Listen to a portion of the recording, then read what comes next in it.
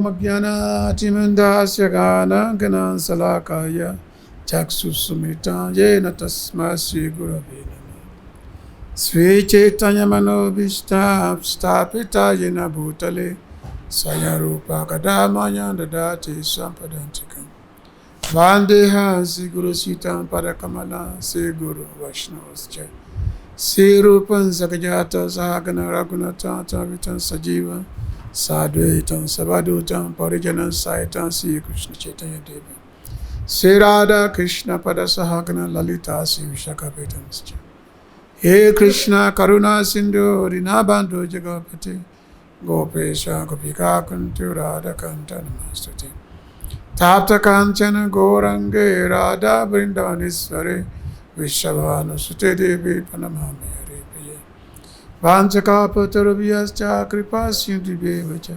Patitanam Pavanibhyo Vaishnavibhyo Namo Namo Mahavadenya Krishna Pimapadayati Krishna Krishna Chaitanya Namine Gaurata Sinami Sri Krishna Chaitanya Prabhu Nityananda Sri Advaita Gadara Siva Shri Gaura Bhakta-vrinda Hare Krishna Krishna Krishna Hare Hare Hare Rama Rama Rama Hare Hare Hare Krishna Krishna Krishna Hare Hare Hare Rama Rama Rama Hare Hare Anandalila Maya Vigraya Mabada Vichavi Sundaraya Tasma Maha Premarasapadaya Chaitanya Chandaya Namo Namaste Chaitanya Chandaya Namo Namaste Chaitanya Chandaya Namo Namaste.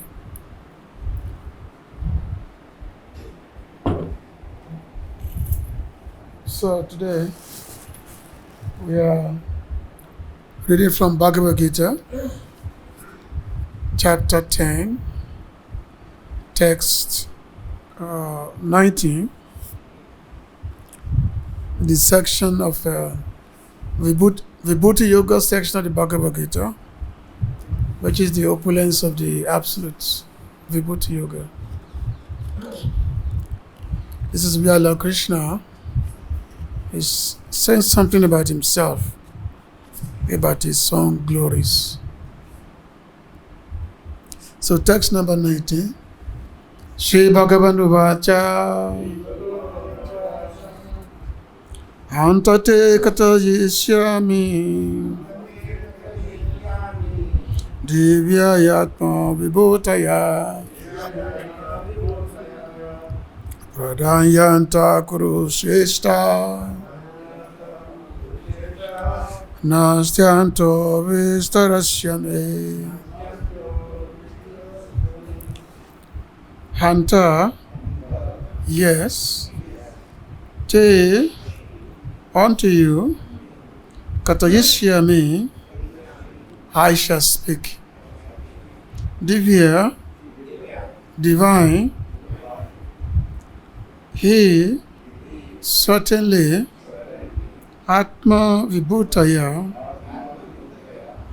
personal opulences, prādhānyataḥ, which are principal, kuru-śreṣṭha, O best of the Kurus, asti, there is not, antaḥ, limit, vistarasya, to the extent, mine. Translation and purport by His Divine Grace, A.C. Bhakti-yoga, Srila Prabhupada Ki. The Supreme Personality of Godhead said, yes, I will tell you of my splendorous manifestations, but only of those which are prominent, O Arjuna, for my opulence is limitless. Purport. It is not possible to comprehend the greatness of Krishna and his opulence. The senses of the individual soul are limited and do not permit him to understand the totality of Krishna's affairs.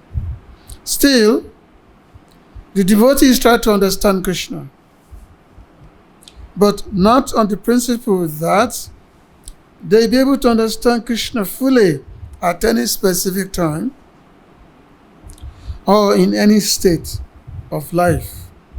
Rather, the very topics of Krishna are so relishable that they appear to the devotees as nectar.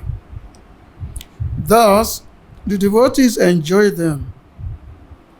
In discussing Krishna's opulences and his diverse energies, the pure devotees take transcendental pleasure. Therefore, they want to hear and discuss them. Krishna knows that living entities do not understand the extent of his opulences. He therefore agrees to state only the principal manifestations of his different energies. The word prādhānyataḥ, principle, is very important because we can understand only a few of the principal details of the Supreme Lord, for his features are unlimited. It is not possible to understand them all, and vibhuti, as used in this verse, refers to the opulences by which he controls the whole manifestation. In the Americus Dictionary, it is stated that vibhuti indicates an exceptional opulence. The impersonalist or pantist cannot understand the exceptional opulences of the Supreme Lord, nor the manifestations of his divine energies. Both in the material world and in the spiritual world, his energies are distributed in every variety of manifestation. Now, Krishna is describing what can be directly perceived by the common man. Thus, part of his variegated energy is described in this way. So this chapter of Bhagavad-Gita, this is called Vibhuti Yoga. Vibhuti means opulence, means the entire manifestation of the Lord, the Lord's opulence. So therefore, Arjuna was very, very curious to know something about the Lord's manifestation in the material and also the spiritual world.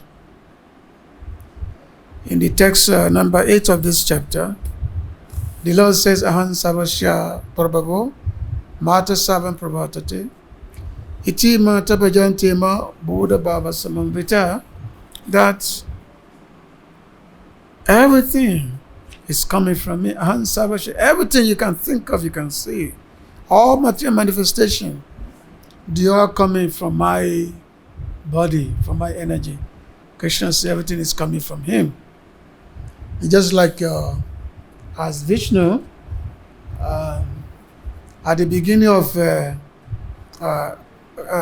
of creation, actually prior to the creation, the Lord lies on the ocean of milk in the form of Mahavishnu, and from the pores of his body, so many universes are coming out. So many universes are coming out from his parts of his body. So you can just imagine how big Mahavishnu must be. Because the universes are quite big. This universe is calculated to be 4 billion miles in diameter. 4 billion miles in diameter. That is the length of the universe. And then And then there are coverings of 8 elements: earth, water, fire,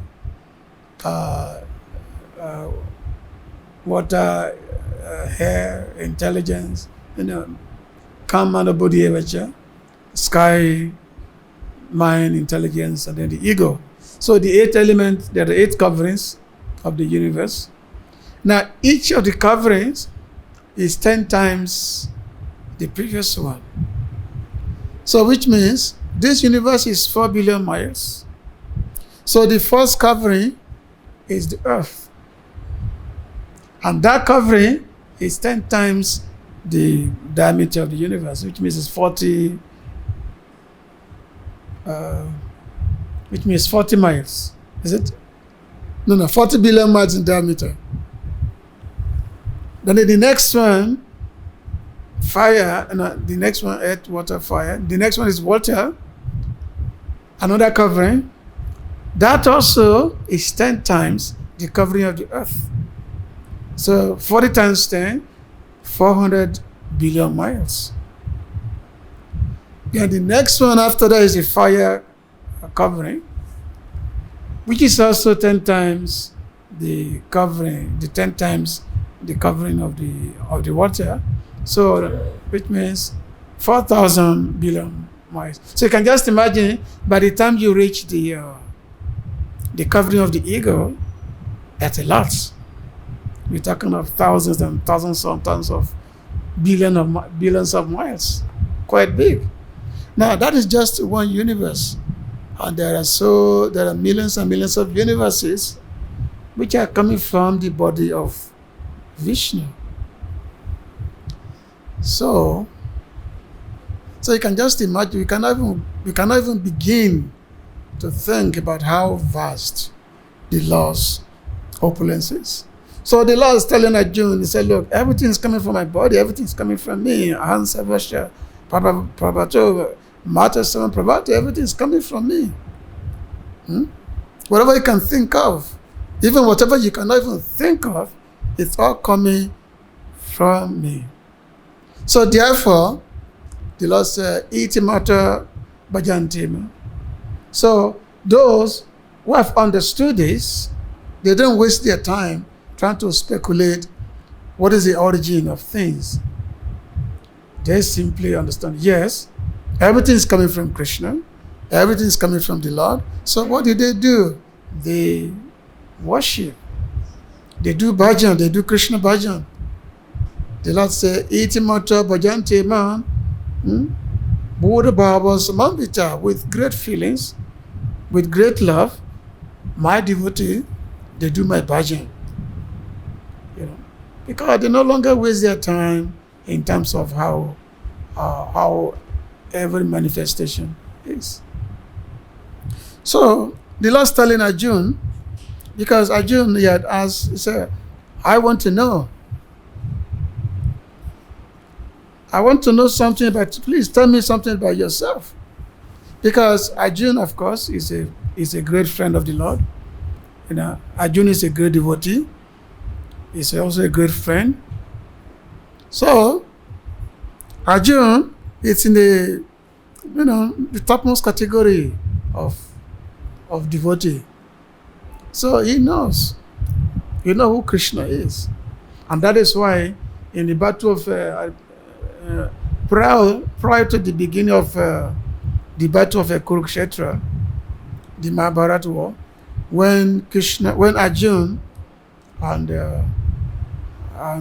Duryodhana, they both went to Dwarka to meet Krishna, to ask him whose side he's going to fight with. Because they know that because Krishna is a Kshatriya, he's a Kshatriya. So the Kshatriyas, they have to fight. So both Duryodhana and Arjuna, they went to Dwarka to plead with Krishna to fight for them. Because after all, they are both related. There's a relation there. Arjuna is Krishna's cousin, and Duryodhana is Krishna's in-law, because Duryodhana's daughter was married to Krishna's son. So there's a relation there. So which means the other further away I should go to Krishna. After all, there is a relation there. So both of them, they went to Krishna. At that time, of course, when they entered the room, Krishna was taking rest. So both of them entered the room, and then they were sitting on the chair, waiting for Krishna to wake up. Duryodhana was sitting by the head of Krishna, and Arjuna was sitting by the foot of Krishna. So when Krishna opened his eye, so he first of all saw Arjuna, but he told and said, look, I have two things. There's myself, and then there is my army, Narayana Sena. And my army, very vast. Narayana Sena, they are undefeatable. Nobody can defeat them. Krishna's army. But there's also myself, but I will not carry any weapon. I'm not going to carry any weapon. So each of you can choose. Either you choose me or you choose my army. And I'm not going to carry any weapon. I'm not going to fight. I will not carry any weapon. So immediately Duryodhana chose Krishna's army. He said, why should I choose Krishna? He's not going to fight. He's not going to carry any weapon. So therefore, he was so happy to choose the army of Krishna, Narayana Sena. He was so happy. So yes, I'm so happy. Of course, Arjuna, he knows Krishna. As they say, Yata Yogesvara Krishna, Yata Pato Danodara, Tata Śrī-bhagavān Dhruvaniti Matimama. That wherever there's Krishna, that's where the victory lies. That's where the opulence lies. Only devotees know Krishna, but the non-devotees do not know Krishna. Even though Krishna does not carry any weapon, but devotees know that yes, wherever there is Krishna, that's where the victory lies. So Arjuna was more than ecstatic to take Krishna, even though he wasn't going to carry any weapon. So he was more than ecstatic to take Krishna. He said, yes, my dear Lord, I'm so happy that yes, you're going to guide me on this battle. So, Arjuna is Krishna's natural devotee. And Krishna told Arjuna that back to Shimo said, yeah, my devotee, as well as my friend. So Arjuna was asking the Lord that please, you have been telling me about how you pervade everything, about how everything is coming from you. So please tell me something about yourself. Tell me something about your vibhutis, about your energy. So the Lord said, antaḥ, kathayiṣyāmi. Yes, I will tell you. I will tell you something about myself. But there's one thing though, to tell you everything about me is impossible. Because there's no limit to my, he said, because there is no limit to my opulence. Nāsty, anto, vistarasya. He said, there's no limit to my opulence, which you cannot tell you. So, but I will only tell you some of them which are prominent. I can tell you only something which are prominent. That's all, because my opulence, they are unlimited. My opulence is unlimited. In the Srila Vishnu Chakravarti Thakur, he was saying that different manifestation of the Lord, which are basically unlimited to count. Even Ananta says he has been trying for millions and millions of years to describe the Lord's glories. Still, he has not come to an end. So how can we really say that yes, we want to know Krishna We want to know everything about Krishna. No, is it possible to know everything about Krishna? It's only possible for the Lord to let you know only as much as you are able, so that that can be utilized for your worship of the Lord. In the 10th canto of Bhagavatam, Lord Brahma was praying to Lord Krishna. He was praying. He said, Gunatmana sapi guna vimatum itavatina shaka ishriya kalena yaiva vimita sukalpai bu punsava ke mihika jubasaha. So Lord Brahma said, in time, learned philosophers or scientists might be able to count all the atoms of the earth, the particles of snow, or perhaps even the shiny molecules radiating from the sun, the stars, and other luminaries. But among these learned men, who could possibly count the unlimited transcendental qualities possessed by you, the Supreme Personality of Godhead, who have descended onto the surface of the earth for the benefit of all living entities? So, Lord Brahma is quite intelligent. He has got 4 heads. And each of his head, they are very, very deep knowledge. But he is saying that even, let's say, time will come when some learned person, some learned scientist, count everything, all the atoms of the earth. How is it possible to count the atoms of the earth? How is it possible? Even just, let's say, it just happened that, yes, somebody is able to count the atoms, count all the molecules, count the luminaries, the stars, the snows, the shining molecules, and so many other luminaries. But even if somebody may be able to do that, still, who could possibly count the unlimited transcendental qualities possessed by the Lord? Who could do that? It's not possible. When we say the Lord is great, means is great. And that greatness, there is no limit to it. There is no limit to his greatness. So that's what the Lord is telling Arjuna. He said, look, I will tell you something about myself. Just something. Because after all, my glories, my qualities, they have no limit. The Lord said they have no limit. So, it's Vishnu Chakravarti. So he was saying that without love of Krishna, no one can understand the laws, his form, his qualities.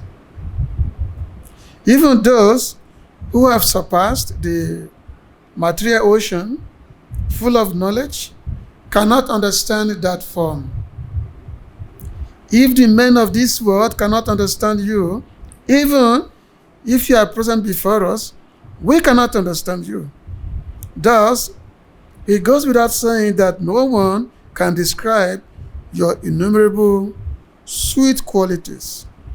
What to speak of realizing those qualities? Those qualities are eternal and spiritual, arising from your spiritual form.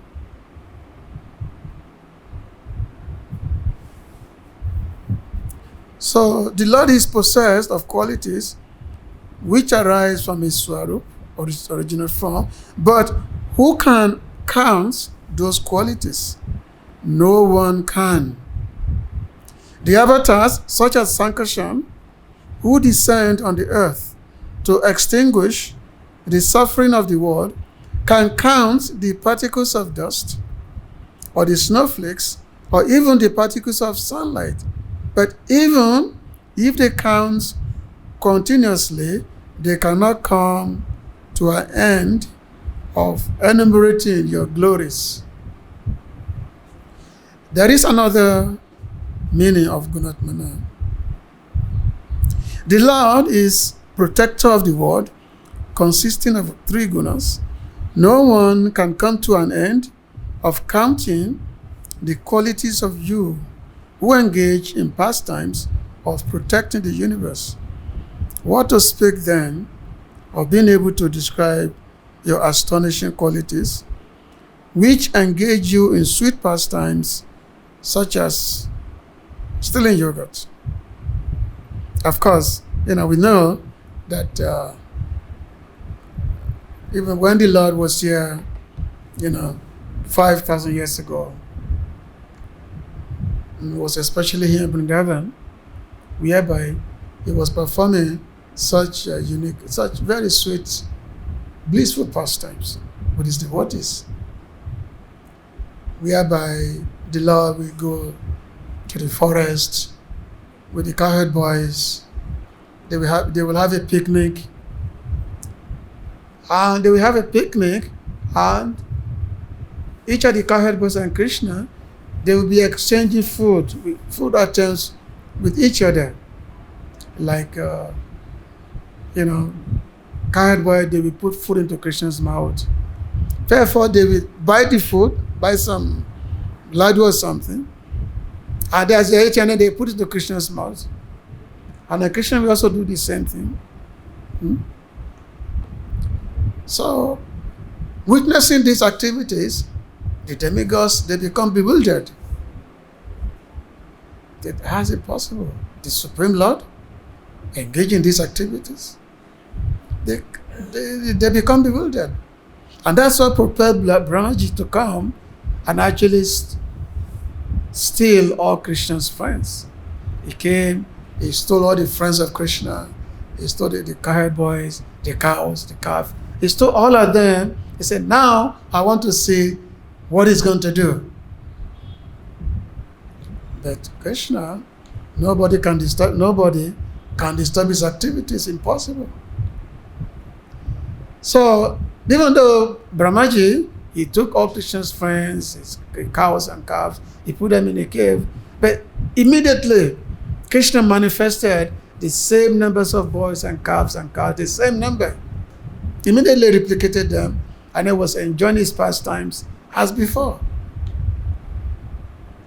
So now Brahmaji became bewildered. He said, what is this? I thought I just stole all these boys and cows. And how come they are still the same, who are still doing the same thing with Krishna? They are eating, they are doing their pastimes, cow herding. How come?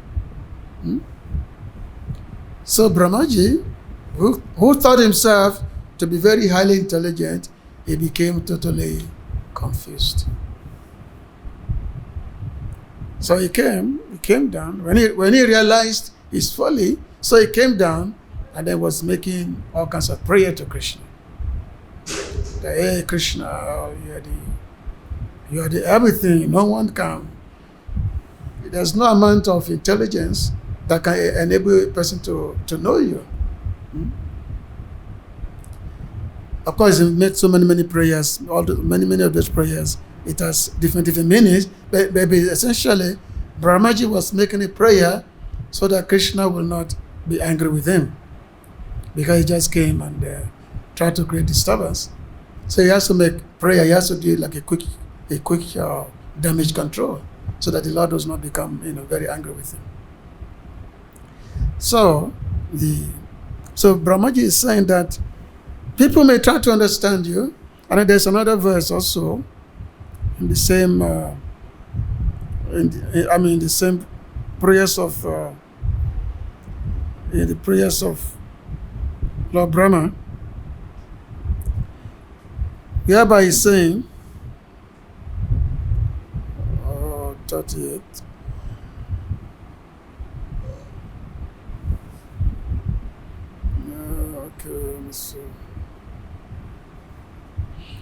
Okay, he said, Kin Bhaktva Name Prabhu, Manaso Vapuso Bacho, Vaibhavam Tavago Chara, Oh no. Jananta eva janantu kim bhaktya name prabhu manasova pusovacho vibhavan tapagochara. He said, there are people who say, I know everything about Krishna.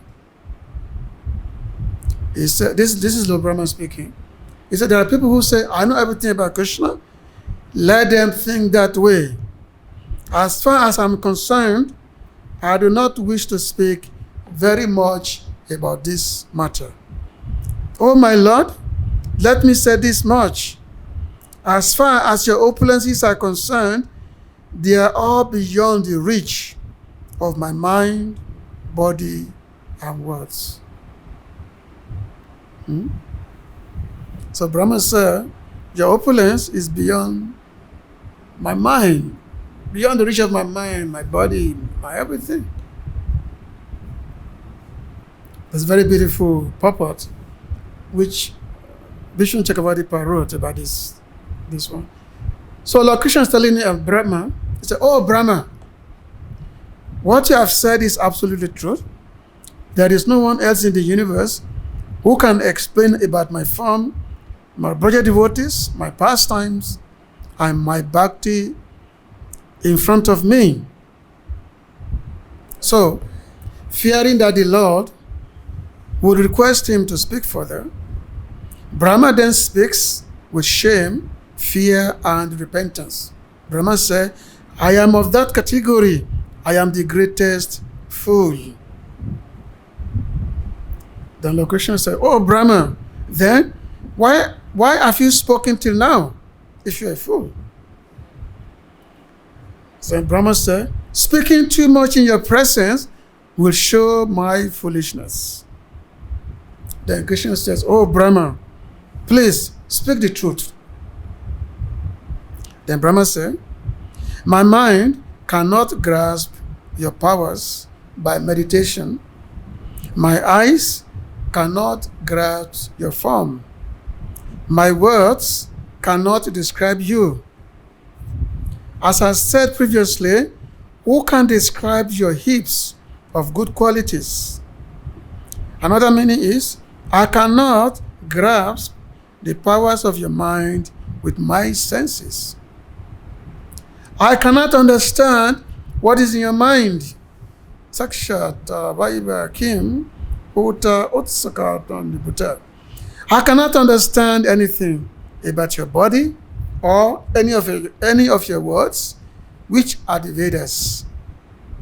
Thus, when you are standing before me silently, I cannot speak even a word. Thus I say in front of you, I am really insignificant. And of course, we know that a devotee is very, very humble. A devotee is very meek and humble, because unless one is humble, it's impossible to do Hari Bhajan. It's impossible to really call upon Krishna unless one is very, very humble. And that humility is when a devotee feels himself of being total ignorance. A devotee do not make any claim that, yes, I am this, I am that, I am this and that. A devotee say, I am fool number one. That's how a person can really call upon Krishna with the true feelings of humility. So here, Brahmaji is saying, I am a fool. What can I know about you? If someone thinks that they know something about you, that is their problems. I don't want to speak about that. This is Lord Brahma speaking. So Krishna is telling Arjuna that, yes, I'm going to tell you something about my opulence, my manifestation. Just something, just brief. After all, what can I tell you? My opulence is unlimited. It's unlimited. Towards the end of this, when the Lord was describing his opulence to Arjuna, then the Lord said, what did he say? Ya vibhutima sattvam, srimat ujita evava. What is that? Srimat ujita evava. Sayat, the 23rd line. Yaya Vibhutima Sattvam Srimad Ujitane Baba. It's and then the last line says Mama Tejas Sambhava, Mama Tejas Sambhava. He said that not that all these wonderful manifestations, all these things, they are nothing but a spark of my splendor. Mama Teja answer means they're just a spark of it. So it means these manifestations in the universe we are saying, they're just a spark of the Lord's energy. So therefore, the devotees of the Lord, they like to hear all these things. They like to hear how the Lord is, how everything is going on, everything come out the Lord's body, and everything go back into the Lord's body, and the Lords have so beautiful pastimes with his devotees. And these pastimes, they are totally inconceivable. And this was the expression, of Mother Kunti when she was praying to Lord Krishna. So that, we become bewildered. We are amazed to hear, when we hear that the Supreme Controller is being controlled by his own dear devotee. Our Supreme Controller become afraid, of his own devotee, and he was crying, shedding tears. Even though fear personified is afraid of him. Just like when Mother Yashoda tried to chastise Krishna, and Krishna was running away, he was crying, begging Mother Yashoda not to beat him, that, I'm not going to do the same thing again. So Mother Kunti said that when we think of this pastime, our mind become bewildered. We just can't figure it out. How come that person, all the demigods, they can never come near him?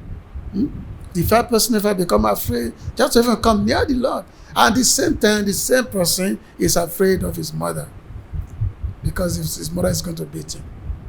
So therefore, the Lord said that yes, my opulence is unlimited, and whatever you can see or you can hear this manifestation, this is all coming from the spark of my splendor. So I will stop here. If there is any question, comment, anything? We wanted to say something? Oh, I thought you wanted to say something. Yeah. Krishna says that he is the ability in man. Yes. So if we see some sportsmen, actors acting, so is it Krishna? It's ability. It's a lot of ability and talent. Is it Krishna? Yeah, Krishna said he is the ability in man, but only devotee knows that. But non-devotees, they don't know that. A non-devotee thinks that, yes, I'm expert. I am. How possible? The only devotees know that every ability is Krishna. Every ability is coming from Krishna only. So therefore, devotees, whatever the ability they have, they use that for glory, for the Lord's glorification. But non-devotee, they don't see that. They think it's their own thing. It's their own ability. A sport person, whatever it is. They think, yes, I'm so expert. I'm such an expert person.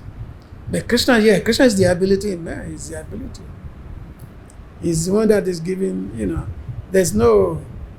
a blade of grass cannot move without the Lord's will. A blade of grass cannot move. So there was one time,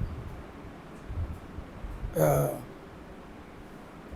Lord came in the form of a yaksha, and he appeared before the demigods, like Agni, Vayu, different demigods, the powerful ones. So the Lord said, now, because of them, they are so proud of their prowess. Vayudev, Agni, or the rain god, they are so proud of their prowess, of their ability. So this yaksha, he put a blade of grass down. He said, there's a blade of grass. He showed him, he said, now, you blow this blade of grass. So divyā tried to blow, the blade of grass will not move. He exerted all his energy, still, the blade of grass will not move. And he told Agni, he said, you Agni, try to burn this grass. And Agni tried as much as he can. He wasn't able to burn the grass. He said, what is this? So eventually the demigod realized that actually they are nothing. Eventually they say, oh, they are nothing. What is your power? So yes, Krishna is the ability in man. He's the strength of the strong. I think that's in chapter 7, right? That verse is the ability in man, the strength of the strong. This chapter is chapter 10? 7, it's in chapter 7, yeah. And strength of the strong, devoid of passion and desire. Yeah. Sense desire, which is not Yeah, I know. So, from chapter 7, because the chapter 7 is where Lord Krishna, the Lord, started talking about himself, about his devotees, about bhakti. Because from chapter 7 to chapter 12 of the Bhagavad-Gita, it's all about bhakti. So, so that's why this book Bhagavad-Gita is such a very relishable, book, because Krishna himself, whereby it said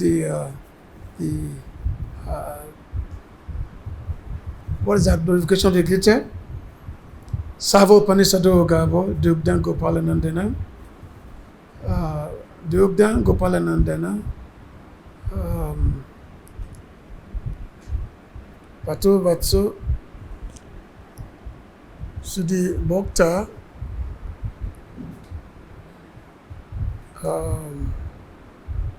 Savo Panisado Gabo, Dugdan Gopalanandana, Patu Vatsas, what is that? Patu Vatsa, Sudi Bhokta, Gita, what is that? Gita Mitama. Anyway, he says that this Bhagavad-Gita is the essence of all the Upanishads. So I mentioned that all the Upanishads, the Vedas, whatever text, they are like a cow. They're like cow. And the maker of the cow, the person who is making the cow, is the Gopa. Krishna is Gopa. He's the one who is making the cow. And then the Vatsa, the calf, that's Arjuna. So, because in order for the cow to give the milk, calf must be there. So calf is Arjuna. So Krishna is making the cow, and Arjuna is standing as the cow standing in front. And who's drinking this nectar? The devotees. The devotees, they are the one drinking this nectarian that is coming. So therefore, the devotees, they are relishing the nectar of the Bhagavad-Gita. It doesn't matter how long, how many times one has read the Bhagavad-Gita, especially in the association of devotees, one will continue to relish it. Bhagavad-Gita is the most commented upon scriptures. So, so in this way, the Lord's talking about his glories. So this is very, very wonderful chapter of the Bhagavad-Gita. In this chapter also, this is where we find the Chatusloki of the Bhagavad-Gita is within this chapter. From text number 8 to 11, which start from Ahansava Prabhavo, Matasava Prabhantate. So the text number 8 to 11, this is the 4 main verses, 4 key verses of the Bhagavad-Gita. If you know these 4 verses, you know the entire Bhagavad-Gita. Okay. So any other point? Is that okay? Okay. All right, so thank you very much for listening. Want to, Okay, want to, Ask that where is the conversation between Brahma and Krishna? the conversation? The conversation, this is expressed by Vishnu Chakravarti Thakur. He was making a comment on the Brahma's prayer to Krishna, and then he generated a conversation that he could see the conversation. Okay. Jai Srila Prabhupada ki, Sri Krishna Balaram ki, Sri Rasa Masunda ki, Hare Krishna.